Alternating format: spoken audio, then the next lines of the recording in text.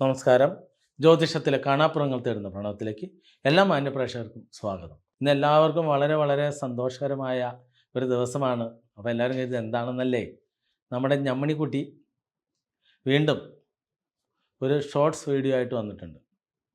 എന്താണ് അതിൻ്റെ ഇതിവൃത്തം നിങ്ങൾക്കറിയണ്ടേ? ഞാനിവിടെ പൂജ കഴിഞ്ഞ ഒരു യുവാവ്, അവൻ്റെ അച്ഛന് പൂജ കഴിഞ്ഞ പിറ്റേ ദിവസം മുതൽ വയ്യായികയായി, ആൾക്ക് ഉഷാറ് കുറഞ്ഞു, ജോലിക്ക് ശ്രദ്ധിക്കാൻ പറ്റുന്നില്ല, വല്ലാത്തൊരു അവശതയായെന്ന് പറഞ്ഞ് എന്നെ വിളിക്കുന്ന ഒരു വോയിസ് ഞാനത് ആയില്യത്തിൻ്റെ അന്ന് കേൾപ്പിച്ചിരുന്നു. ഞമ്മണിക്കുട്ടി വലിയ ബുദ്ധി ഉപയോഗിച്ച് അത് കട്ട് ചെയ്തിട്ട് അവരെ ശപിക്കുന്ന പോലെ ഒന്ന് ആലോചിച്ച് നോക്കിയേ. ഈ ഞമ്മണിക്കുട്ടിക്ക് വെളിവെന്ന് പറഞ്ഞോട്ടോ. ഇപ്പോൾ ഞമ്മണിക്കുട്ടി ഒറ്റയ്ക്കുള്ളൂ കേട്ടോ, ശശിയണ്ണനില്ല. ശശിയണ്ണനും ഞമ്മണിക്കുട്ടിയും കൂടി ഭഗവത്ഗീതയുടെ ഓരോ ശ്ലോകങ്ങൾ ചൊല്ലി ഇവരുടെ പരിപാടി ഇതാണ്. മുമ്പ് ഒരു വിദ്വാൻ ഉണ്ടായിരുന്നു, 7 PhD എടുത്ത വിദ്വാൻ. ഈ പറയുന്ന ഭഗവത്ഗീതയും കൃഷ്ണനെയും രാമനെയും അർജുനെയൊക്കെ വിറ്റ് സുഖമായിട്ട് ജീവിച്ചു. അങ്ങനെ സമൂഹത്തിൽ മൊത്തം അയിത്തവും അനാചാരവും അന്ധവിശ്വാസവും പടർത്തി ജനിച്ചു വീഴുന്ന ജാതിയുടെ കോണം, നൂലിൻ്റെ കോണത്തിൻ്റെ വില, ഇതൊക്കെയാണ് ഇവർ നിങ്ങളെ പഠിപ്പിക്കുന്നത്. പക്ഷെ നമുക്കിവിടെ അങ്ങനെയല്ല. അതേപോലെ തന്നെ നാരായണ ഗുരു വലിയ ദൈവമാണ്, നാരായണ ഗുരു ദേവൻ എന്ന് മാത്രമേ ഇവരൊക്കെ പറയുള്ളൂ. ഒന്ന് ആലോചിച്ച് നോക്കുക, എന്തായിരുന്നു ഇവരുടെ ഉദ്ദേശം? ഇവരെല്ലാം ജാതിയിൽ സവർണരാണ്, അവർണ സവർണ. അതിൽ അവർണരാണ് ഈഴവ മുതൽ താഴേക്കുള്ളവർ. സവർണ എന്ന് പറഞ്ഞാൽ ബ്രാഹ്മണ ക്ഷത്രിയ വൈശ്യ ശൂദ്ര. അതിൽ ശൂദ്ര ഏറ്റവും, സവർണയിലെ ഏറ്റവും താഴ്ന്ന ജാതിയാണ് നായർ. ഇപ്പോൾ ജാതി ചരിത്രം പറഞ്ഞു പോയാൽ ചിരിക്കണോ മരിക്കണോ എന്നറിയില്ല. ഇപ്പം എൻ്റെ നാട്ടിലുണ്ട് ഒരുപാട് സവർണരും, അതേപോലെ കൊമ്പ് കുത്തിയ നായർ സമുദായവും കൊമ്പൊടിഞ്ഞ ഈഴവരും എല്ലാവരും ഉണ്ട് ഇവിടെ. അയിത്തം കൊടികുത്തി വാഴുന്ന നാടാണ് എൻ്റെ അങ്കമാലിയിൽ. കിടങ്ങൂര്, വടക്കേ കിടങ്ങൂര് എന്ന് പറയും ഗ്രാമത്തിലാണ്. നിങ്ങളോട് വന്ന് നോക്കണം. ഞാനതുകൊണ്ടാണ് ഇത്ര കണ്ട് അയിത്തത്തിനെ വല്ലാത്ത രീതിയിൽ എതിർത്ത് തന്നെ സംസാരിക്കാൻ കാരണം ജീവിത അനുഭവങ്ങളാണ്. അത് നിങ്ങളുടെ നാട്ടിലൊക്കെ ഇത് എല്ലായിടത്തും ഉണ്ട്. പക്ഷെ നിങ്ങളതിനൊക്കെ അടിമകളായതുകൊണ്ട് അനുസരിച്ചുകൊണ്ടിരിക്കുന്നു. എനിക്ക് അടിമയായിട്ട് അനുസരിക്കാൻ പറ്റില്ല. ഞാൻ മുമ്പേ പറഞ്ഞു, ബിസിനസ് ചെയ്ത് നടക്കുന്ന കാലത്ത് നമുക്ക് ജാതി മത ഭേദങ്ങൾ ഉണ്ടായിരുന്നില്ല.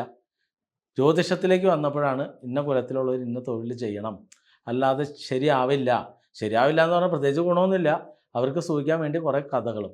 അതിനുവേണ്ടി രാമനെയും കൃഷ്ണനെയും ലക്ഷ്മണനെയും അയ്യപ്പനെയും അവരെല്ലാം കൂട്ടുപിടിച്ച് മുന്നോട്ട് പോവാണ്. അപ്പോൾ എനിക്ക് എന്തായാലും നമുക്കിവിടെ ജ്യോതിഷം പൂജ സത്യമായിട്ട് തെളിയിക്കാൻ കഴിയും. അപ്പോൾ സ്പീഡ് പൂജയുണ്ട്, സാധാ പൂജയുണ്ട്.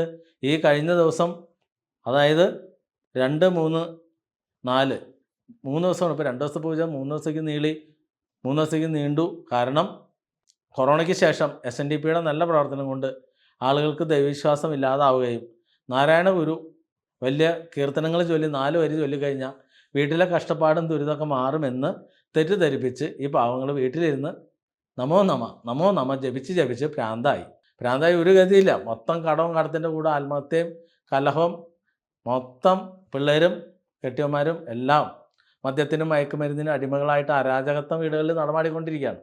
അപ്പോൾ കൊറോണയ്ക്ക് മുമ്പൊക്കെ നമ്മുടെ അടുത്ത് വരികയും ഒരുമാതിരി എല്ലാവരും ആത്മീയ വഴിയിലൂടെ സഞ്ചരിച്ച് രക്ഷപ്പെടുകയും ചെയ്തു. അതിന് ശേഷമാണ് ഇവർക്ക് മനസ്സിലായത്, ഇപ്പോൾ കൊറോണ വൈറസ് വന്നു കഴിഞ്ഞപ്പോൾ ദൈവത്തിലൊന്നൊരു കാര്യമില്ലാന്ന് പ്രചരിപ്പിക്കാൻ പറ്റിയ സമയം.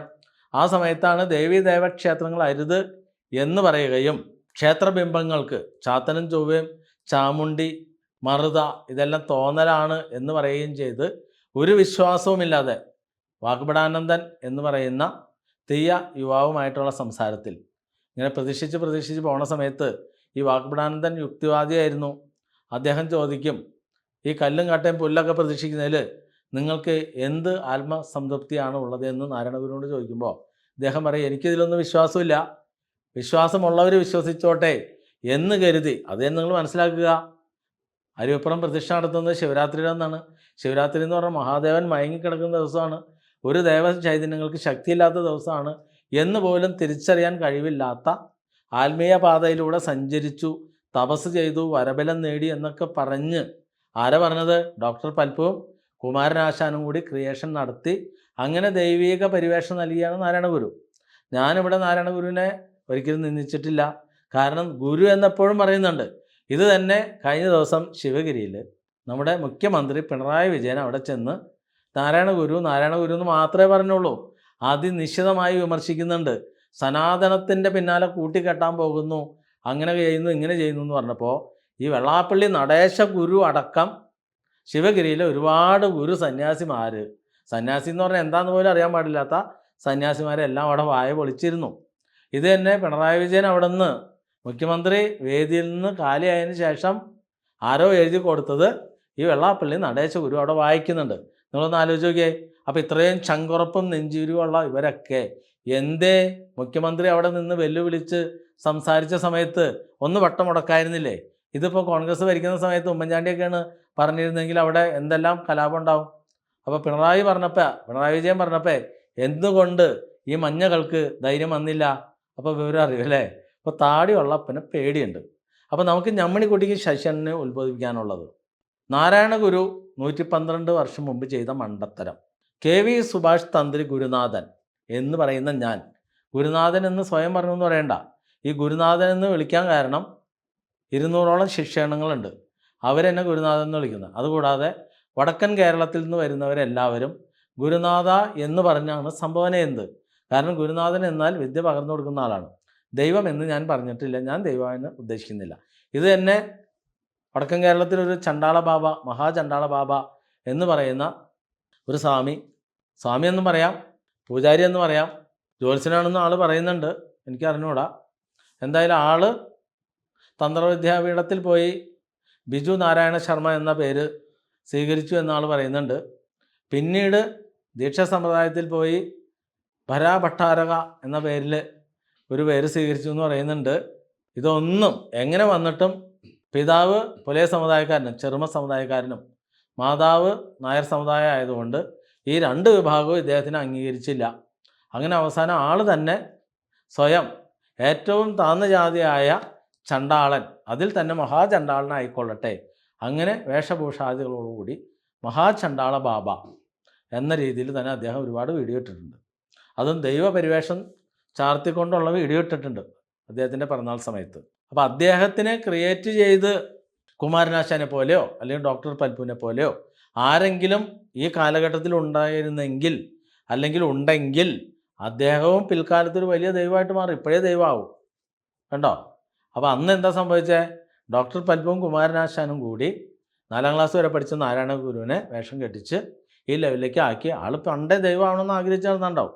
കാരണം എൻ്റെ അടുത്ത് ഒരുപാട് പേര് ഈ ദൈവിക പ്രോത്സാഹനം കൊണ്ട് വരുന്നുണ്ട്, ഞാനതിന് തയ്യാറല്ല. കാരണം നമ്മുടെ ജ്യോതിഷം ആരംഭിച്ച് 3ാമത്തെ ക്ലാസ്സിൽ തന്നെ സന്യാസി യോഗമാണ് പഠിപ്പിക്കുന്നത്. ഞാനവിടെ പഠിക്കാൻ നിന്നപ്പോൾ നമ്മുടെ ഗുരുനാഥൻ പറഞ്ഞു സന്യാസി യോഗം എഴുതിക്കോളൂ. അപ്പോൾ ഞാൻ ഉടനെ ചോദിച്ചു, ഞാൻ ഒരുപാട് ബുക്ക് വായിക്കുന്ന ആളായിരുന്നു, ഞാൻ ചോദിച്ചു ജ്യോത്സ്യനാവാൻ പോണ ആൾ എന്തിനാ സന്യാസി യോഗം പഠിക്കണേ? ആൾ ഉടനെ എൻ്റെ അടുത്ത് പറഞ്ഞു, ഞാനേ നിന്നെയാണ് പഠിപ്പിക്കുന്നത്, നീ എന്നെ അല്ല പഠിപ്പിക്കുന്നത്, അതുകൊണ്ട് നീ എൻ്റെ അടുത്ത് പഠിക്കാൻ വന്നേക്കാണെങ്കിൽ ഞാൻ പറയുന്നത് എഴുതാൻ പഠിക്കാം വേണ്ട. അപ്പോൾ ചിലപ്പോൾ നിങ്ങൾക്ക് തോന്നും എൻ്റെ ഭാഷയ്ക്ക് ഇത്തിരി കാഠിന്യം, അതെന്തുകൊണ്ടാണ്? അത്ര ചങ്കുറപ്പുള്ള ഗുരുനാഥൻ്റെ അടുത്താണ് ഞാൻ വിദ്യ നേടിയത്, അതുകൊണ്ട് ഞാൻ അങ്ങനെയൊക്കെ തന്നെ പറയുള്ളൂ. അപ്പോൾ വിദ്യ മര്യാദയ്ക്ക് പഠിച്ചെടുക്കുകയും ചെയ്തു. ഏതൊരു മനുഷ്യൻ എൻ്റെ മുമ്പിൽ വന്നാലും അവരുടെ പ്രശ്നങ്ങളെല്ലാം പൂജാ പരിഹാരത്തിലൂടെ മാറ്റാനുള്ള കഴിവ് എനിക്ക് ജഗദീശ്വരൻ തന്നിട്ടുണ്ട്. ഞാനതുകൊണ്ട് ഇവിടെ ദൈവമെന്ന് ഞാൻ പറയുന്നില്ല, ഞങ്ങളുടെ ഗുരുനാഥനും അദ്ദേഹത്തിന് ദൈവമെന്ന് വിളിക്കാൻ ഞങ്ങളോട് പറഞ്ഞിട്ടില്ല. അപ്പോൾ എനിക്ക് എന്തായാലും അങ്ങനെ പറ്റുള്ളൂ. അപ്പോൾ യഥാർത്ഥത്തിലുള്ള സന്യാസി എന്ന് പറഞ്ഞാൽ എന്താ? സർവ്വസംഘ പരിത്യാഗിയായിരിക്കണം, എല്ലാം ത്യജിച്ചവനായിരിക്കണം.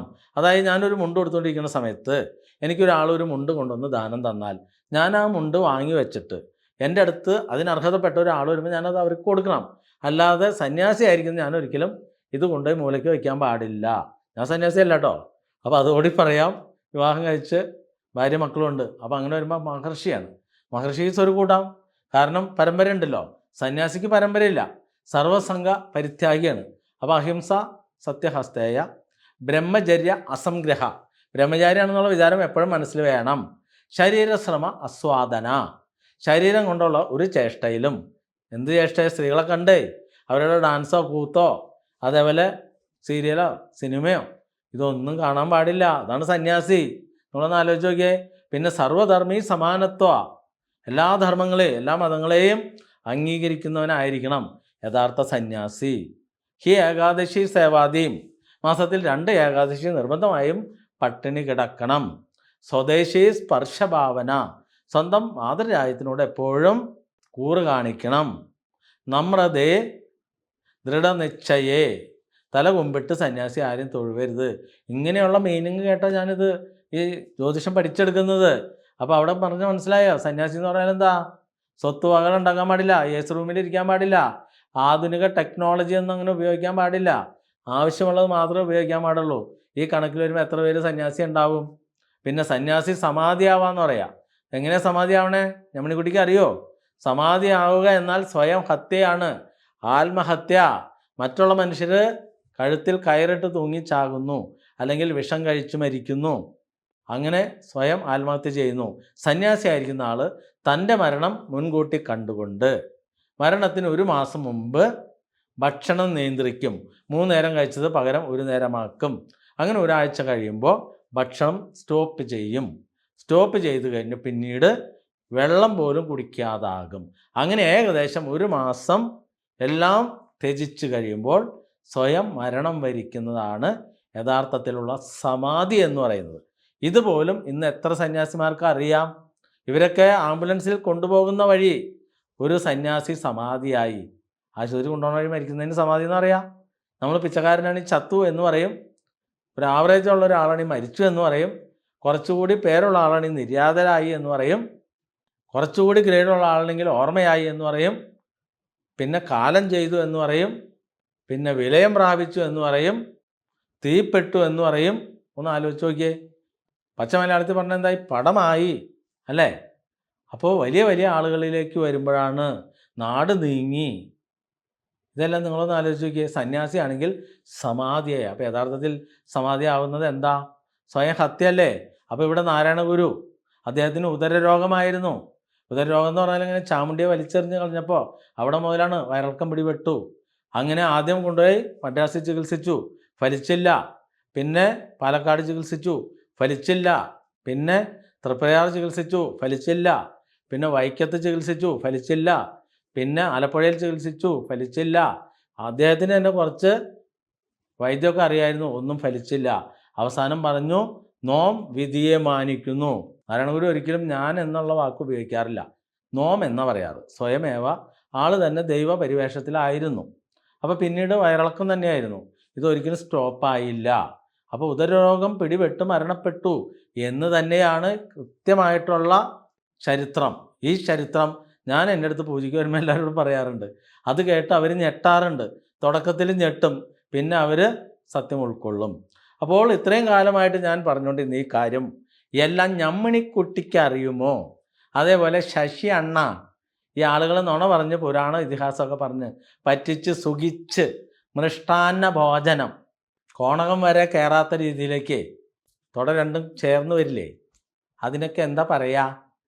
ശശിയണ്ണ ഭാഷ ഇത്തിരി മോശമുണ്ടോ? കുഴപ്പമില്ല അല്ലേ? കാരണം തീട്ടക്കച്ചവടമല്ലേ?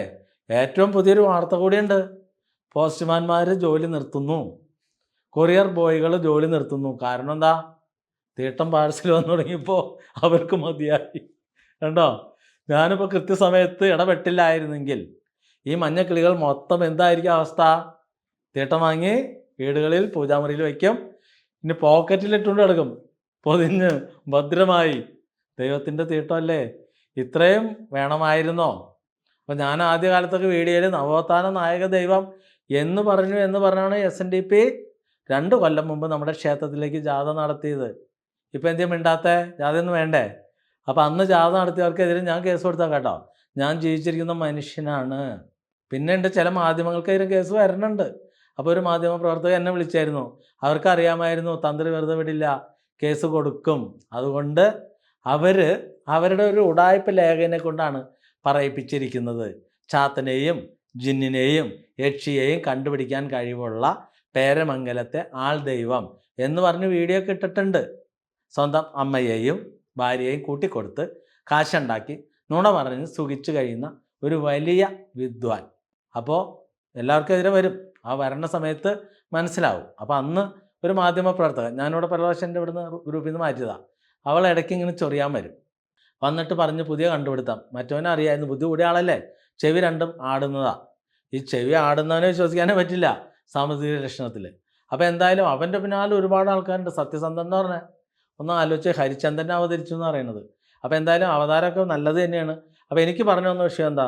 112 വർഷം മുമ്പ് നാരായണ ഗുരു പ്രതിഷ്ഠയൊക്കെ നടത്തി, ഈ പറയുന്ന ബ്രാഹ്മണികം തന്നെ പ്രതിഷ്ഠിച്ച് അവിടെ എല്ലാം ഷർട്ടും പാൻറ്റും എല്ലാം ഊരിച്ച് കയറ്റിക്കൊണ്ടിരുന്ന ക്ഷേത്രങ്ങളിൽ KV സുഭാഷ് തന്ത്രി ഗുരുനാഥൻ എന്ന് പറയുന്ന ഞാനിവിടെ പേരമംഗലത്തപ്പനെയും അതേപോലെ തന്നെ 26 ദേവതകളെയും പ്രതിഷ്ഠിച്ച് നിലവറയ്ക്കകത്ത് സർപ്പക്ഷേത്രത്തിൽ ആദ്യമായി ജാതി മത വർഗ വർണ്ണ രാഷ്ട്രീയ വ്യത്യാസമില്ലാതെ ലിംഗവ്യത്യാസമില്ലാതെ എല്ലാവരെയും ഷർട്ട് ധരിപ്പിച്ചുകൊണ്ട് 5 കൊല്ലമായി ചെയ്യുന്ന ഈ സമരം, അതായത് നാരായണഗുരു തുടങ്ങി വെച്ച മണ്ടത്തരത്തിനെ മലർത്തി അടിച്ചുകൊണ്ട് മുന്നോട്ട് പോയപ്പോൾ ഇപ്പോൾ SNDP നേതൃത്വവും വെള്ളാപ്പള്ളി നടേശനും അതേപോലെ തന്നെ ശിവഗിരി മഠവും ഈ പറയുന്ന സുഭാഷ് തന്ത്രി ഗുരുനാഥനെ അംഗീകരിച്ചു. അതിൻ്റെ ഏറ്റവും വലിയ തെളിവാണ് കഴിഞ്ഞ ദിവസങ്ങളിൽ വന്ന വീഡിയോകളിൽ എന്താണ് പറയുന്നത്? ചെറായിൽ ഗൗരീശ്വര ക്ഷേത്രത്തിൽ 112 വർഷമായിട്ടുള്ള ആചാരം മാറ്റിമറിച്ചു, എല്ലാവരെയും ഷർട്ടിട്ട് കയറ്റാൻ അനുമതി കൊടുത്തിരിക്കുന്നു. അതേപോലെ തന്നെ നമ്മൾ എതിർക്കുന്ന മൂവാറ്റുപുഴ SNDP യൂണിയൻ്റെ കീഴിലുള്ള മുരുകൻ്റെ ക്ഷേത്രത്തിലും ഇനി മുതൽ ഷർട്ടും പാൻറ്റും ഷടിയും ഊരേണ്ടതില്ല. എനിക്ക് ചിരിക്കണോ കരയണോ? മഞ്ഞക്കിളികളെ തീട്ടക്കുറി വരയ്ക്കാൻ കാലമായോ? ഇപ്പം ഞാൻ കൃത്യമായിട്ട് ഇടപെട്ടില്ലായിരുന്നെങ്കിൽ ഇപ്പോൾ ഒരുമാതിരി എല്ലാവരും പറയുന്നുണ്ട് ഇദ്ദേഹം പറഞ്ഞതായിരുന്നു സത്യം. കാലം തെളിയിച്ചുകൊണ്ടിരിക്കുകയല്ലേ. ഇതാണ് കാലമാകുന്ന ഈശ്വരൻ കണക്ക് ചോദിക്കുമ്പോൾ നിങ്ങൾ പിന്നീട് തിരുത്തും. നാരായണഗുരു മനുഷ്യനായിരുന്നു, ചിലർക്ക് സൂഹിക്കാൻ വേണ്ടി ഉണ്ടാക്കിയ വെടിക്കഥകൾ മാത്രമായിരുന്നു. ഇതിൻ്റെ നേതൃസ്ഥാനങ്ങളിലിരിക്കുന്നവർ അവർക്ക് സൂഹിക്കാൻ വേണ്ടി, പാവങ്ങളെ പറ്റിക്കാൻ വേണ്ടി കുമാരനാശാൻ എഴുതിയ ദൈവദശകം നാരായണഗുരു എഴുതിയതാണെന്നും പറഞ്ഞും അങ്ങനെ ഒരുപാട് കഥകൾ ഇനി വരാൻ പോകുന്നുള്ളൂ. ഇപ്പോൾ ഇവിടുത്തെ ഇടതുപക്ഷക്കാർ മൊത്തം അങ്ങോട്ട് സടക്കുടഞ്ഞ് ഉണർന്നെഴുന്നേറ്റാണ്. അവരെന്താ പറയണതെന്ന് അവർക്ക് തന്നെ അറിഞ്ഞൂടാ. ഏറ്റവും വലിയ വിഡ്ഢിത്തം കൂടി പറഞ്ഞുതരാം. ഒരു മന്ത്രി അദ്ദേഹം പറഞ്ഞത് എന്താ? വൈക്കം സത്യാഗ്രഹം. ശരിക്കും എന്താണ് വൈക്കം സത്യാഗ്രഹം? ഇവിടെ പറയുന്ന നാരായണഗുരു വന്നപ്പോൾ വഴി തടഞ്ഞു, അവിടെ മുതലാണ് ബഹളം. അതല്ല ബഹളം. ഒരു നായർ തൻ്റെ അടിമയായ പണിക്കാരൻ പുലയനെ കൊണ്ട് ക്ഷേത്ര വഴിയിലൂടെ കടന്നു വരുമ്പോൾ മറ്റൊരു നായർ തടയുന്നു. അവിടെ മുതലാണ് വൈക്കം സത്യാഗ്രഹത്തിൻ്റെ, നടപ്പ് സ്വാതന്ത്ര്യത്തിൻ്റെ സമരം ആരംഭിക്കുന്നത്. പിന്നീട് പല പ്രമുഖരും വന്ന കൂട്ടത്തിലുള്ള TK മാധവനും അങ്ങനെ പലരും വന്നു. ഇപ്പോൾ പറയുന്ന TK മാധവൻ മാത്രമേ ഉള്ളൂ, മറ്റേ പുലയൻ്റെ നായരുടെ പേര് പോലുമില്ല. ഇനി കാലം കഴിയുമ്പോൾ പറയും നാരായണഗുരു മഴുവെറിഞ്ഞാണ് കേരളം ഉണ്ടാക്കിയത് എന്ന് പറഞ്ഞാൽ നമുക്കല്ലാന്ന് പറയാൻ പറ്റുമോ? നിങ്ങൾ തന്നെ ചിന്തിച്ചോ. പരശുരാമനൊക്കെ ഞങ്ങൾ നാട് കടത്തും കേട്ടോ. ഞമ്മണിക്കുട്ടി, ഇത് വല്ല നിനക്ക് മനസ്സിലാവുന്നുണ്ടോ? നിൻ്റെ പുരികം കണ്ടാൽ അറിഞ്ഞൂടെ? ഒന്നും മനസ്സിലാവണില്ല. അപ്പോൾ എന്തായാലും മന്ത്രി എന്താ പറഞ്ഞത്? 1924-25 കാലഘട്ടത്തിൽ വൈക്കം സത്യാഗ്രഹം നടക്കുന്ന സമയത്ത് നമ്മുടെ ധീരനായ വെള്ളാപ്പള്ളി നടേശ ഗുരു അവിടെ ഊട്ടുപുരയിൽ ഈഴവിന് കയറാൻ പറ്റാതിരുന്ന കാലത്തിൽ ഊട്ടുപുരയിൽ കയറി ഭക്ഷണം കഴിച്ചു, നല്ല നെഞ്ചുറപ്പോടുകൂടി. ആ നെഞ്ചൊന്ന് കാണണ്ടേ? അപ്പോൾ എന്താ സംഭവം? ഈ വെള്ളാപ്പള്ളി നടേശൻ ജനിച്ചത് 1938-ലാണ്. അപ്പോൾ 1924-25 വൈക്കം സത്യാഗ്രഹത്തിൽ പോയി ഉണ്ടെന്ന് പറയുന്നത്. എൻ്റെ അടുത്ത് കഴിഞ്ഞ ദിവസം ആഹ്വാന പൂജയ്ക്ക് വന്നപ്പോൾ ഞാൻ ചോദിച്ചേ, സാമാന്യന നോളജ് ഉണ്ടെങ്കിൽ 1925 നടന്ന കാര്യം 2025 100 വർഷമായില്ലേ? വെള്ളാപ്പള്ളി നടേശന് 100 വയസ്സ് വരണ്ടേ? ഒന്ന് ചിന്തിച്ചുകൂടെ എന്ന് പറഞ്ഞപ്പോഴാണ് അവിടെ പൂജയ്ക്ക് കൂടുതലും മഞ്ഞങ്ങളവൻ കേട്ടോ. ഈ മഞ്ഞങ്ങൾ ഞെട്ടിത്തിരിക്കുകയാണ്. അവർ പറഞ്ഞു ഞങ്ങൾ ഒരിക്കലും ഇങ്ങനെ ചിന്തിക്കാറില്ല. കണ്ടോ? ഞാൻ അവരോട് പറഞ്ഞു തീട്ടക്കുറി വരയ്ക്കാൻ പോയതല്ലായിരുന്നോ? ഞാൻ ഇടപെട്ടതുകൊണ്ട് രക്ഷപ്പെട്ടില്ലേ? അവരൊക്കെ ഇതെങ്ങനെ ഇരിക്കുക ഒന്ന് ആലോചിച്ച്. അപ്പോൾ അന്നത്തെ 2 ദിവസത്തെ പൂജ മുന്നേ 3-ാം ദിവസം വൈകിട്ട് 5:30 വരെ ഞാൻ ഇരുന്നിട്ടോ. കഷ്ടപ്പാടാണ്. ഞമ്മണിക്കുട്ടി, നീ ഒന്ന് വന്ന് കണ്ടു നോക്കിയേ. ഇങ്ങനെ ആരെങ്കിലും കഷ്ടപ്പെടുമോ? 3 രാത്രി 3 പകൽ എനിക്ക്. അത് കഴിഞ്ഞിട്ടോ ഇത്രയും വിശ്വാസമില്ലാത്ത ആളുകളെ ഞാൻ അവരുടെ ജീവിതം തിരിച്ചു കൊടുക്കുന്ന പോലെ കഷ്ടപ്പെട്ട് പൂജ ചെയ്യുന്നുണ്ട്. നമ്മുടെ ദേവതകൾ സമ്മതിക്കണില്ല. അവർ പറഞ്ഞ വിശ്വാസികൾക്ക് ചെയ്താൽ മതി.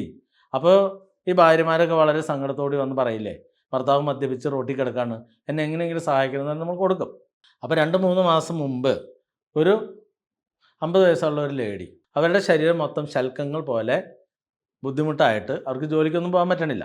ഇവരാരും ജോലിക്ക് വിളിക്കുന്നില്ല, ഇവരാരും വിളിക്കുന്നില്ല ഇവരുടെ രൂപം. അങ്ങനെ ആരോ പറഞ്ഞു കേട്ട് ഇവർ പേരമംഗലത്തപ്പൻ്റെ നടയിൽ വന്നു. അങ്ങനെ 2 പ്രാവശ്യം ദർശനം നടത്തി 2 മാസം.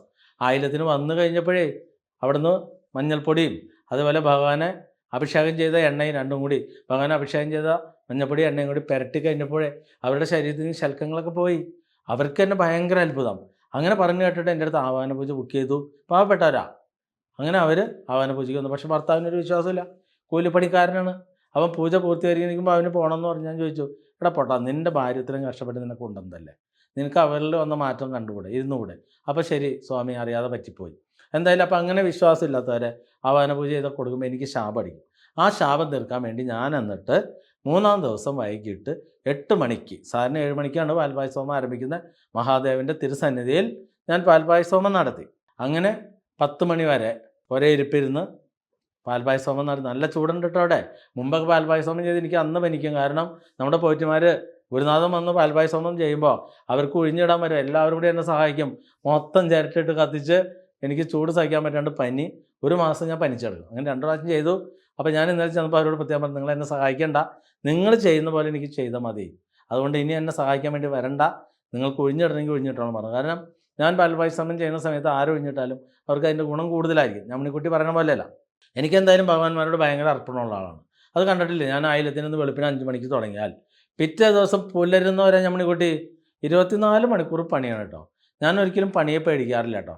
നീ പറയണ പോലെയല്ല, എനിക്ക് വേർപ്പിൻ്റെ അസുഖമില്ല. നിന്നെപ്പോലെ ഭഗവത്ഗീതയും രാമായണവും പശുവിൻ്റെ ചാണകവും ഗോമൂത്രം തലക്കൂടെ ഒഴിച്ച് ആൾക്കാരെ പറ്റിക്കുന്ന ഒരു പരിപാടി എനിക്കില്ല. സത്യത്തിൻ്റെ വഴിക്ക് പോകുകയുള്ളൂ ഞമ്മണിക്കുട്ടി. ഞാൻ 24 മണിക്കൂറും പണിയെടുത്തുണ്ടാക്കുന്ന കാശാണ് ഈ പാവങ്ങൾ ജീവിതം രക്ഷപ്പെടാൻ വേണ്ടി ഇങ്ങനെ ഒരു ക്ഷേത്ര സങ്കേതവും അതേപോലെ ഇത്രയും കഷ്ടപ്പെട്ടൊരു ആവാഹന പൂജയും. അപ്പോൾ അതിന് ശേഷം എൻ്റെ അടുത്ത് ഒരു ഭക്തൻ, നല്ല ഫോളോവറാണ്, അദ്ദേഹം ഇവിടെ പൂജ കഴിഞ്ഞാണ്, ഗൾഫിലാണ്, നായർ സമുദായമാണ്. അദ്ദേഹം പറയും, സാറ് എനിക്ക് അമ്മയുടെ അടുത്ത്, എൻ്റെ അമ്മയുടെ അടുത്തല്ല, അമ്മ മരിച്ചിട്ട് കുറേ കാലമായി തന്നെ, അവിടെ ഭദ്രകാളീനാണ് അദ്ദേഹം അമ്മ എന്ന് പറഞ്ഞത്.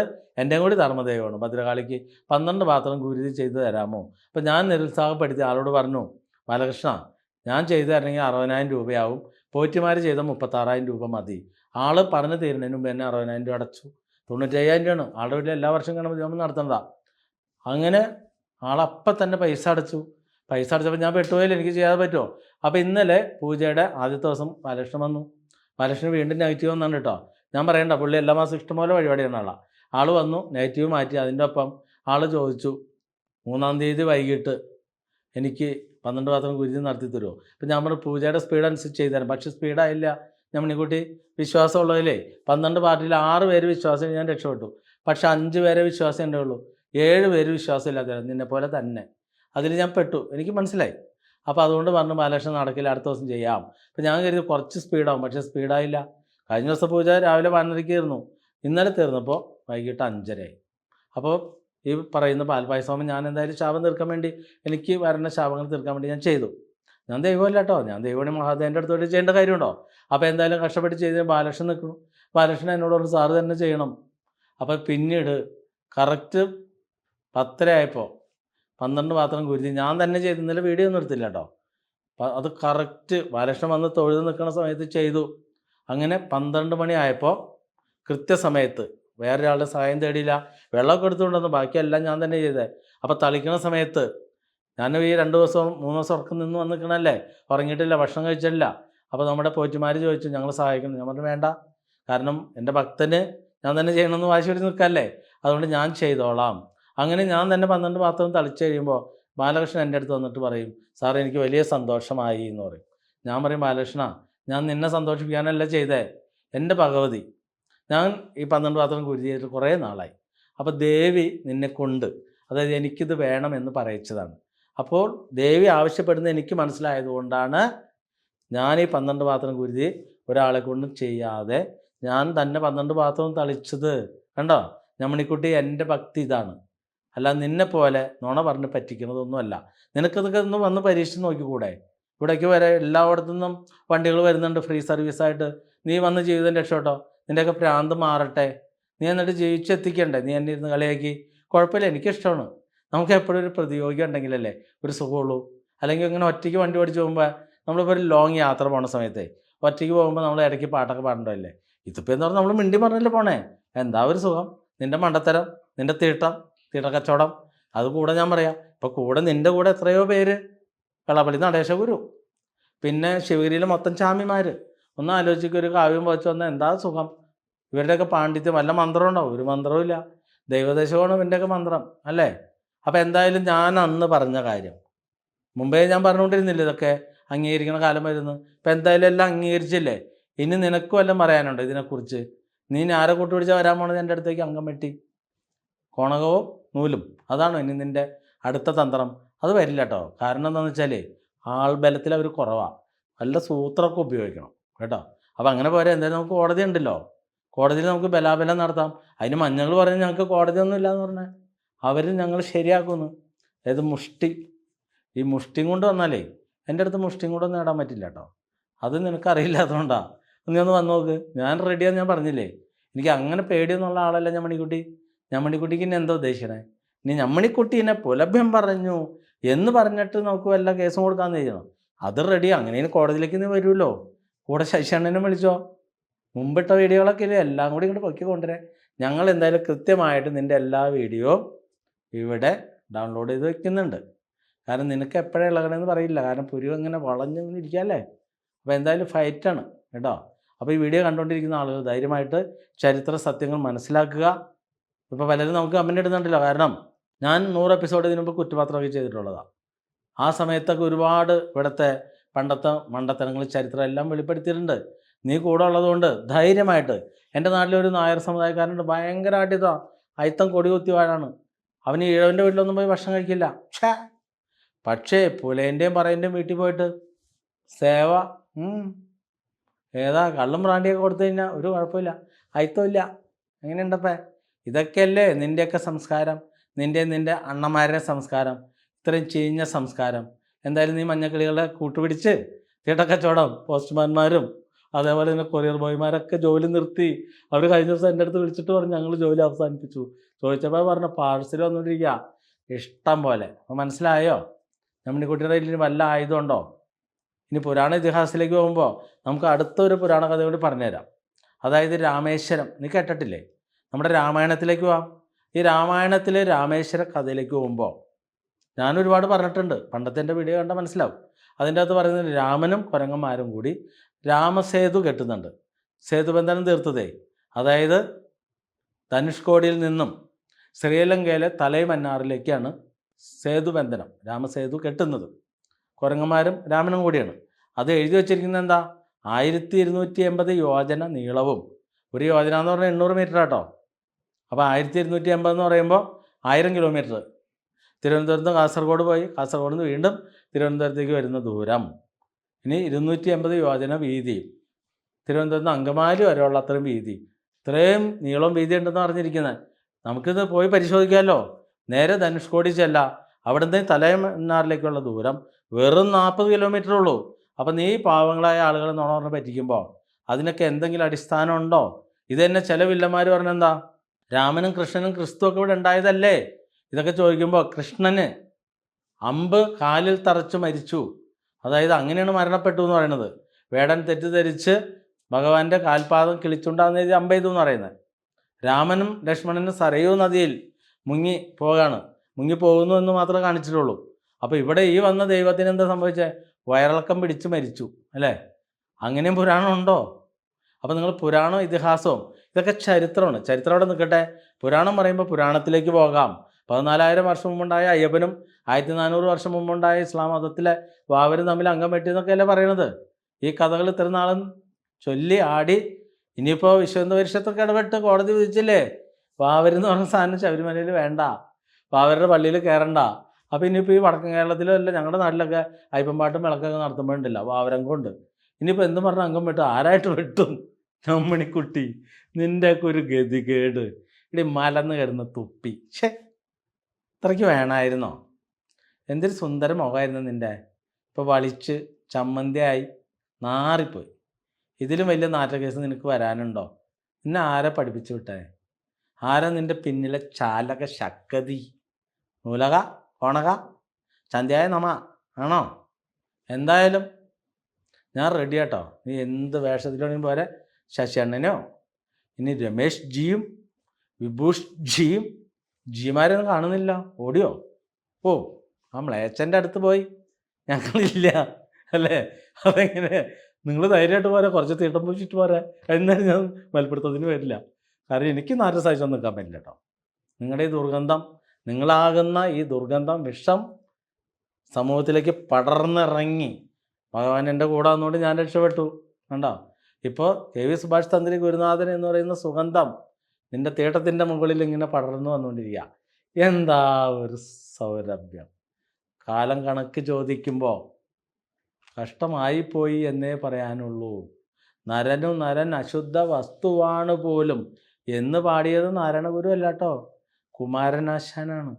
അപ്പോൾ ചരിത്രബോധം കുറച്ചുകൂടി വായിച്ച് മനസ്സിലാക്കി വന്നാൽ നമ്മുടെ ഫൈറ്റിന് നല്ലൊരു സുഖം ഉണ്ടാവും. നിൻ്റെ പിന്നിൽ നിൽക്കുന്ന കെങ്കേമന്മാർ ഒന്ന് സടകുടഞ്ഞെഴുന്നേറ്റ് വരട്ടെ. തൽക്കാലം ഇത്രയും പോരെ. അപ്പോൾ രക്ഷപ്പെടണമെന്ന് ആഗ്രഹമുള്ള ഏതൊരാൾക്കും തിരുവേരമംഗലത്തപ്പൻ്റെ തിരുസന്നിധിയിലേക്ക് വരാം. 10-ാം തീയതി എനിക്ക് എൻ്റെ പിറന്നാളാണ്. എൻ്റെ പിറന്നാൾ ഞാൻ ആഘോഷിക്കാറുണ്ടായില്ല. കഴിഞ്ഞ വർഷം മുതലാണ് ആഘോഷം തുടങ്ങിയത്. കാരണം നമ്മുടെ ഭഗവാന്മാർ ജനങ്ങൾക്ക് പിതൃസ്ഥാനത്ത് നിൽക്കുന്ന തന്ത്രിയുടെ പിറന്നാളാഘോഷം നടത്തുമ്പോൾ അന്ന് നടത്തുന്ന വഴിപാട് 100 ഇരട്ടി ഫലമാണ് കൊടുക്കുന്നത്. അതുകൊണ്ടാണ് പിറന്നാൾ ആഘോഷിക്കുന്നത്. എല്ലാ നടയിലും പാക്കേജിന് 500 രൂപയ്ക്ക് ചെയ്യാം, അല്ലെങ്കിൽ 1000 രൂപയാണ്. അപ്പോൾ അവിടെ 14,000 രൂപയ്ക്ക് 28,000 രൂപ മുടക്കം കൊടുത്ത് 14,000 രൂപയ്ക്ക് എത്ര ദുരിത പ്രശ്നങ്ങളുണ്ടെങ്കിലും എല്ലാം തീർക്കുന്ന പുണ്യ ദിവസമാണ്. അപ്പോൾ നീ പോരെ, നിനക്കും ബോധം വരട്ടെ. 10-ാം തീയതിയാണ്. അന്നത്തെ ഒരുപാട് വ്യത്യാസങ്ങളുണ്ട്. ഒന്ന്, 10-ാം തീയതി ഏകാദശി കൂടിയാണ്, കണ്ടോ. അപ്പോൾ ഏകാദശിയുടെ പുളകം ഞാൻ പറയേണ്ട കാര്യമുണ്ടോ? അപ്പോൾ ഏകാദശിയുടെ പുണ്യം കിട്ടും. അതിനേക്കാളുപരി വെള്ളിയാഴ്ചയാണ്. വെള്ളിയാഴ്ച ആകുമ്പോഴുള്ള ഗുണം എന്താ? വെള്ളി എന്ന് പറയുമ്പോൾ മഹാലക്ഷ്മിയാണ്. മഹാലക്ഷ്മി എന്ന് പറയുന്നത് എന്താ? ധനമാണ്. ഇതെല്ലാം കൂടി വാരിച്ചൊരിയുന്ന ഒരു ദിവസം നീ കണ്ടിട്ടുണ്ടോ? ഇതെല്ലാം പ്രകൃതി കണക്കൂട്ടി തന്ന പോലെ ആയില്ലേ? ഇത്രയും വലിയൊരു സംഭവമല്ലേ? ഇപ്പോൾ ഒരു അനുഗ്രഹം വാങ്ങൂ. വികട സരസ്വതി മാറ്റിയിട്ട് ഈശ്വരബുദ്ധി മനസ്സിൽ തെളിയട്ടെ. ഇപ്പോൾ നമ്മുടെ പ്രണവമലയിൽ ദേവദേവൻ മഹാദേവന് പൂർണ്ണ പ്രദക്ഷിണമാണ്. അത് കണ്ടുകൊണ്ട് ഇപ്പോൾ പലരും SNDP ക്ഷേത്രങ്ങളിലൊക്കെ പൂർണ്ണ പ്രദക്ഷിണം ആക്കിയിട്ടുണ്ട്. അപ്പോൾ ആചാരങ്ങളൊക്കെ വഴിമാറുന്ന കണ്ടോ? അപ്പോൾ എന്തായാലും നാരായണഗുരു തുടങ്ങി വെച്ച മണ്ഡലത്തിലൊക്കെ ഞാൻ മാറ്റി അത് SNDP നേതൃത്വവും വെള്ളാപ്പള്ളി നടേശനും ശിവഗിരി മഠവും അംഗീകരിച്ചതിൽ വളരെ താങ്ക്സ്. അതിന് പ്രത്യേകിച്ച് എൻ്റെ ശിഷ്യ മണിമേഖലയുടെ കഠിന പ്രയത്നം കൂടിയുണ്ട്. അവരുടെ വോയിസ് കൂടി ഇതോടൊപ്പം ചേർക്കുന്നു. അവർ നല്ല കഠിനാധ്വാനം ചെയ്ത് അവിടെ ബോധവൽക്കരണം വരുത്തി ഈ ക്ഷേത്രവുമായി ബന്ധപ്പെട്ട് നടത്തിയ പരിശ്രമ ഫലത്തിൻ്റെ അവസാനമാണ് ഇപ്പോൾ ശിവഗിരിയിൽ നിന്നുള്ള ഉത്ബോധനം വന്ന് SNDP ക്ഷേത്രങ്ങളിലൊക്കെ ഷർട്ട് ഇട്ടുകൊണ്ട് ചങ്കുവിരിച്ച്, അത് പേടിയായിരുന്നു ഇവർക്ക് ഇത്രയും കാലം, കണ്ടോ. അതിനും വേണ്ടി വന്നു KV സുഭാഷ് തന്ത്രി. അറിയുക, കാലം നിയോഗിച്ച നിയോഗമാണ് ഞാൻ. അല്ലാതെ കണ്ട് നിങ്ങളെപ്പോലെ വേഷം കെട്ടി വന്ന ആളുകളെ പറ്റിക്കാനുള്ള ഒരു സമ്പ്രദായമല്ല. നമുക്ക് പ്രകൃതി ശക്തികളാകുന്ന ഈശ്വരനെ മാത്രമേ ഈശ്വരനായി കാണാൻ സാധിക്കുകയുള്ളൂ. അതിൻ്റെ ഒരു മീഡിയേറ്റർ മാത്രമാണ് ഞാൻ. എനിക്ക് എൻ്റെ പിറന്നാളാഘോഷത്തിന് ജനങ്ങളിൽ നിന്ന് പൈസ പിരിക്കാൻ പറ്റാത്തതുകൊണ്ടും അവർക്ക് പാരിതോഷികം കൊടുക്കേണ്ടതുള്ളത് കൊണ്ടും 6-7 വീണ്ടും ആവാന പൂജയെടുത്താക്കാണ്. നീ ഒന്ന് ആലോചിച്ചു, ഇത്രയും കഠിന പരിശ്രമം ചെയ്ത് ജനസേവനം നടത്തുന്ന ആരെങ്കിലും നീ കണ്ടിട്ടുണ്ടോ? നിൻ്റെ വെള്ളാപ്പള്ളി നടേശനൊക്കെ കള്ളും കച്ചവടമൊക്കെ ചെയ്ത് കോടികൾ വെച്ചുകൊണ്ട് അതുമ്മ കിടന്ന് ഉറങ്ങാണ്. എനിക്ക് ആ ഉറക്കം വേണ്ട കേട്ടോ. ഞാൻ ഏത് സമയം പണിയെടുത്തുകൊണ്ട് ഇപ്പോൾ വീഡിയോ എടുക്കുന്നത് 11:30-ക്കാണ്. ഇത്ര നേരം എനിക്ക് ഞായറാഴ്ചയാണ്, കൺസൾട്ടേഷൻ ഉണ്ടായിരുന്നു, ക്ലാസ് ഉണ്ടായിരുന്നു. ഇത് കഴിഞ്ഞുകൊണ്ട് ഞാൻ നിനക്കുള്ള മറുപടിയുമായി വന്നിരിക്കുകയാണ്. നീ ആലോചിക്കുക, ഒരു മനുഷ്യന് സാധിക്കുന്നതിനേക്കാൾ കൂടുതൽ കാര്യങ്ങൾ ഞാൻ നിൻ്റെ മുമ്പിൽ ചെയ്തു കാണിക്കുന്നു, യാതൊരുവിധ ഈശ്വരഭാവവുമില്ലാതെ.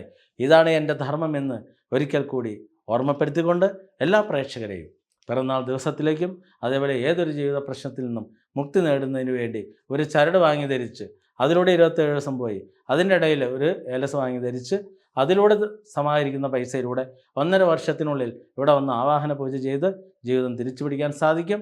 അതോടൊപ്പം നമ്മുടെ രീതിയിലുള്ള ജാതകം എഴുതി വാങ്ങിയാൽ നിങ്ങൾക്ക് എല്ലാ കാര്യങ്ങളും കൃത്യമായിട്ട് അതിൽ നിന്ന് മനസ്സിലാക്കാൻ സാധിക്കും. ഇനിയുള്ള കാലം ജീവിതം സമൃദ്ധിയിലേക്ക് എത്താം. നിങ്ങൾക്കും ഈ മഹാശാസ്ത്രം പഠിച്ചെടുക്കാം. അപ്പോൾ പേരമംഗലത്തപ്പൻ്റെ തിരുസന്നിധിയിലേക്ക് വരുന്നതിന് വേണ്ടി സനാതനധർമ്മ സംഘം എന്ന് പറയുന്ന ഒരു സംഘടന രൂപീകരിച്ചിട്ടുണ്ട്. ജാതിമത വർഗ വർണ്ണ രാഷ്ട്രീയ വ്യത്യാസമില്ലാതെ യാതൊരുവിധ പ്രവേശന ഫീസോ മാസവരിയില്ലാതെ ഈ സംഘടനയിൽ ചേർന്ന് പ്രവർത്തിച്ച് ക്ഷേത്രത്തിലേക്ക് വരുന്ന തീർത്ഥാടനത്തിൽ ബസ് കാശിനുള്ള പൈസ വഴിപാടായി തിരികെ നൽകിക്കൊണ്ട് നിങ്ങളുടെ ജീവിതം രക്ഷപ്പെടുന്നതിനുള്ള ഏറ്റവും നല്ല മാർഗ്ഗങ്ങൾ തന്നെ കാഴ്ചവെച്ചുകൊണ്ട് എല്ലാവർക്കും ഈ വീഡിയോ സമർപ്പിക്കുന്നു. ഇപ്പോൾ സനാതനധർമ്മം എന്ന് പറയുമ്പോൾ ഇപ്പോൾ വലിയ വിപ്ലവം നടന്നുകൊണ്ടിരിക്കുന്ന സനാതനം എന്ന് പറഞ്ഞാൽ ജാതി ചിന്തകളാണ്, ബ്രാഹ്മണ്യമാണെന്ന് പറയുമ്പോൾ നിങ്ങളറിയുക, യഥാർത്ഥത്തിലുള്ള സനാതനം എന്നാൽ എല്ലാവരെയും സമന്മാരായി കാണുക, തുല്യരായി കാണുക. ഇതാണ് മഹർഷിമാർ വിഭാവനം ചെയ്ത സനാതനധർമ്മം. അല്ലാതെ കണ്ട് ആദിശങ്കരൻ വിഭാവനം ചെയ്തത് ചാതുർവർണ്ണ്യമാണ്. ആദിശങ്കരനാണ് ആദ്യമായിട്ട് ചാതുർവർണ്ണ്യം പ്രാവർത്തികമാക്കുന്നത്. അതല്ല നമ്മൾ പറയുന്ന സനാതനം. അതുക്കും മേലെ അതുക്കും മുന്നാടി വന്ന മഹർഷി പരമ്പരയുടെ പുണ്യമായ സനാതനധർമ്മം പരിപാലിച്ചുകൊണ്ട് നമ്മുടെ ക്ഷേത്രവും സംഘടനയും മുന്നോട്ട് പോകുമ്പോൾ നിങ്ങൾ യാതൊന്നിനെക്കുറിച്ചും ഭയപ്പെടുകയും വേണ്ട, അതേപോലെ തന്നെ പരിതപിക്കുകയും വേണ്ട. ധൈര്യമായിട്ട് വരാം, ജീവിതം തിരിച്ചു പിടിക്കാം. സംഘടനയിൽ അംഗങ്ങളായി മുന്നോട്ട് പോയാൽ കുട്ടികളുടെ വിദ്യാഭ്യാസം മുതൽ വിവാഹം മുതൽ മരണാനന്തര ചടങ്ങുകൾ വരെ ക്ഷേത്രവും സംഘടനയും ഫ്രീ ആയിട്ട് തന്നെ ചെയ്തു തരുന്നു. ഇതിലും വലിയ ഓഫർ സ്വപ്നത്തിൽ മാത്രമല്ലേ ഉണ്ടാവുകയുള്ളൂ. ഒന്ന് വന്ന് പരിശോധിച്ച് നോക്കൂ, ശരിയാണോ തെറ്റാണോ. അതോ ഭഗവാന്മാരുടെ കൂടെ കൂടുമ്പോൾ തന്നെ അവർ അനുഗ്രഹ വർഷം വാരിയെറിയും. ആ സുദിനമാണ് ഈ പിറന്നാൾ ദിവസം. ഇതിൽ നിന്നാകട്ടെ നിങ്ങളുടെ ജീവിതത്തിൻ്റെ തുടക്കമെന്ന് നിങ്ങൾ ധരിച്ചുകൊണ്ട് ധൈര്യമായിട്ട് മുന്നോട്ട് വരാം. അപ്പോൾ എല്ലാവരെയും തിരുപേരമംഗലത്തപ്പൻ്റെ തിരുസന്നിധിയിലേക്ക്, പ്രണവമലയിലേക്ക് ഈ വരുന്ന ജനുവരി 10 വെള്ളിയാഴ്ച കാർത്തിക നക്ഷത്രത്തിൻ്റെ അന്ന് ഏറ്റവും വലിയ പ്രത്യേകത ഏകാദശി കൂടിയാണ്, വെള്ളിയാഴ്ചയാണ്, ധനസമൃദ്ധിയുള്ള ദിവസമാണ്. ധൈര്യമായിട്ട് വരാം, പിറന്നാൾ ആഘോഷങ്ങളിൽ പങ്കുകൊള്ളാം, പൂജകളിൽ പങ്കുകൊള്ളാം. അതോടൊപ്പം തന്നെ പിറന്നാൾ സദ്യയും ഉണ്ണാം. ഭക്തിഭജന ആലാപനത്തിൽ ദേവതമാരോടൊപ്പം തന്നെ ആനന്ദ നൃത്തമാടാം. എല്ലാവരെയും ഒരിക്കൽ കൂടി പ്രണവമലയിലേക്ക് സ്വാഗതം ചെയ്തുകൊണ്ട് എല്ലാവർക്കും ഒരിക്കൽ കൂടി നന്ദി അറിയിച്ചുകൊണ്ട് ഒരിക്കൽ കൂടി ഇതൊരു ക്ഷണമായി സ്വീകരിച്ചുകൊണ്ട് ജീവിതം തിരിച്ചു പിടിക്കാനുള്ള ഏറ്റവും നല്ലൊരു വഴിയായി കണ്ടുകൊണ്ട് ഒരിക്കൽ കൂടി പ്രേക്ഷകരെ സ്വാഗതം ചെയ്യുന്നു. പ്രത്യേകിച്ചും ഞമ്മണിക്കുട്ടിക്കും ശശി അണ്ണനും വെള്ളാപ്പള്ളി നടേശ ഗുരുവിനും SNDPയുടെ നേതൃത്വത്തിനും ശിവഗിരി മഠത്തിനും വേണ്ടി സ്പോൺസർ ചെയ്യുന്നു. എല്ലാവർക്കും നന്ദി, നമസ്കാരം. ഞമ്മണിക്കുട്ടി, ശശി അണ്ണ, ഒരു കാര്യം ഞാൻ പറയാൻ വിട്ടുപോയിട്ടാ. അതായത് ഒരു ഭക്തൻ, ഒരു ഈഴവ യുവാവാണ്, 2019 ഒറ്റയ്ക്ക് പൂജ നടത്തി. നീ പറഞ്ഞ സ്പീഡ് പൂജ അല്ല, ഒറ്റപ്പൂജ, സ്പെഷ്യൽ രാജകീയ പൂജ 4 ലക്ഷം അടച്ച് ചെയ്തു. ആ യുവാവ് അവൻ അന്ന് പറഞ്ഞു, പൂജയിലിരിക്കുമ്പോൾ തന്നെ അവന് കാര്യം മനസ്സിലായി. അതുകൊണ്ട് ജീവിതത്തിൽ വലിയ മാറ്റം ഉണ്ടാക്കി കഴിയുമ്പോൾ ജീവിതത്തിൽ മാറ്റമുണ്ടാക്കി കൊടുത്ത ഗുരുനാഥന് നല്ല ഒരു വാഹനം സമ്മാനിക്കണം. അങ്ങനെ എൻ്റെ പിറന്നാളിന് അവനാണ് പിറന്നാൾ സമ്മാനം എനിക്ക് തരുന്നത്. 1,08,00,000 രൂപ വിലയുള്ള ബെൻസ് കാറാ. ഞാൻ പടം കാണിച്ചു തരാട്ടാ വണ്ടി വന്നു കഴിയുമ്പോൾ.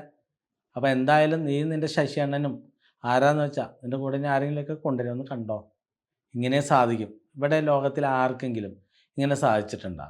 ഏതെങ്കിലും നൂല് കെട്ടിയവർക്കോ കോണം കെട്ടിയവർക്കോ അല്ലെങ്കിൽ ഈ ദൈവങ്ങൾക്കാ, ഈ പറഞ്ഞ ഏതെങ്കിലും ദൈവത്തിന് സാധിച്ചില്ല. കണ്ടോ, നമ്മുടെ പേരമംഗലത്തപ്പന് 26 ദേവതയും കൂടി ആ യുവാവിനെ കൊണ്ട് അവർ തരുന്നതായിട്ടാണ് ഞാൻ കൂട്ടണത്. ഇത്രയും വലിയൊരു സമ്മാനം വരുന്നുണ്ടാ? പോരെ നിനക്ക്? സാറിൻ്റെ ശിഷ്യഗണങ്ങളൊക്കെ അവിടെ ഇങ്ങനെ പല കാര്യങ്ങളും പറയുന്നത് ചിലരെങ്കിലുമൊക്കെ അവരെ കളിയാക്കിയിട്ട് മാറി നിന്ന് ചിന്തിച്ചിട്ട് ചെയ്യുന്നതിൻ്റെ ഫലങ്ങളാണ് ഇപ്പോൾ ഓരോ മാറ്റങ്ങൾ വരുന്നത്. സാർ നമസ്കാരം സാർ. ഇത് എൻ്റെ ദേശദേവതയായ മഹാദേവ ക്ഷേത്രം പ്രതിഷ്ഠിച്ചത് ശ്രീനാരായണ ഗുരുവാണ്. 100 വർഷങ്ങൾക്ക് മുൻപ് പ്രതിഷ്ഠിച്ചെന്നാണ് പറയുന്നത്. അപ്പോൾ അവിടുത്തെ ഭാരവാഹികൾ തമ്മിൽ ഷർട്ട് ഇട്ട് കയറിക്കൂടുന്ന ഒരു ഭാഗം, ഷർട്ട് ഇടാമെന്ന് വേറൊരു ഭാഗം, അതിൽ എൻ്റെ ബന്ധുക്കളും ഉണ്ട്. അപ്പോൾ സാറ് ഞങ്ങളെ പഠിപ്പിച്ച കാര്യങ്ങൾ ഞാൻ എൻ്റെ ബന്ധുക്കളോടും അവിടെ ക്ഷേത്രത്തിൽ എനിക്ക് പരിചയമുള്ളവരോടും ഒക്കെ പറയുന്നുണ്ട്. ഇപ്പം നമ്മൾ തിരുപ്പതിയിലും കാളഹസ്തിയിലും ഒക്കെ പോയി കഴിഞ്ഞാൽ, ഇത്രയും വലിയ വലിയ ക്ഷേത്രങ്ങളിൽ പോയി കഴിഞ്ഞാൽ ഷർട്ട് ഊരാതെയല്ലേ കയറുന്നത്. ഇവിടെയെല്ലാം നമ്മളെപ്പോലുള്ള ആൾക്കാർ ഭാരവാഹികളല്ലേ ഇതെല്ലാം കൊണ്ടുവന്ന് വെച്ചതെന്ന് ഞാൻ പല പ്രാവശ്യം പറഞ്ഞിട്ടുണ്ട്. അപ്പോൾ അവർക്കൊക്കെ ചെറിയൊരു ബോധം വന്നു. അപ്പോൾ അവിടെ തർക്കം വന്നപ്പം എൻ്റെ ഒരു ബന്ധുവാണ് സച്ചിദാനന്ദ സ്വാമിയുടെ അടുത്ത് പോയി ഈ കാര്യം അവതരിപ്പിച്ചത്. അതിപ്പോൾ ഈ ഇടയ്ക്കാണ് അവതരിപ്പിച്ച. പുള്ളിക്കാരൻ എന്നെ വിളിച്ചത് പറയുകയും ചെയ്തു. അങ്ങനെ സച്ചിദാനന്ദ സ്വാമിയാണ് ഇതിനു വേണ്ടി ഇപ്പോൾ ഇറങ്ങി മന്ത്രിമാരുമായിട്ടൊക്കെ ചർച്ച ചെയ്ത് ഇങ്ങനെ ഒരു സംഭവം കൊണ്ടുവന്നത്. അപ്പോൾ ഒരാൾ ഇറങ്ങി, നമ്മുടെ സ്ഥലത്ത് ഒരാൾ ഇറങ്ങിയപ്പോഴാണ് ഇത്രയും മാറ്റം വന്നത്.